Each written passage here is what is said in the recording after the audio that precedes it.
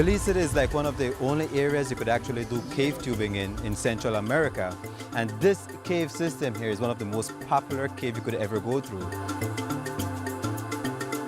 Once you get here to the park of Nahutch End, we get you carried up. Gonna take a little, about 30 minutes hike through the rainforest, natural trail.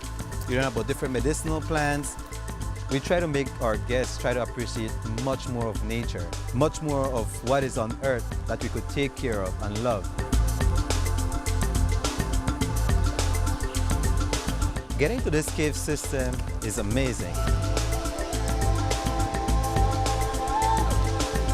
Scientists themselves say that the caves are like a living organism. Stalactites, stalagmites inside this cave system take over 100 years just to grow 1 centimeter, and that is a mystery in its own. This is what people come, they love, they enjoy, and my guests, they're like, wow.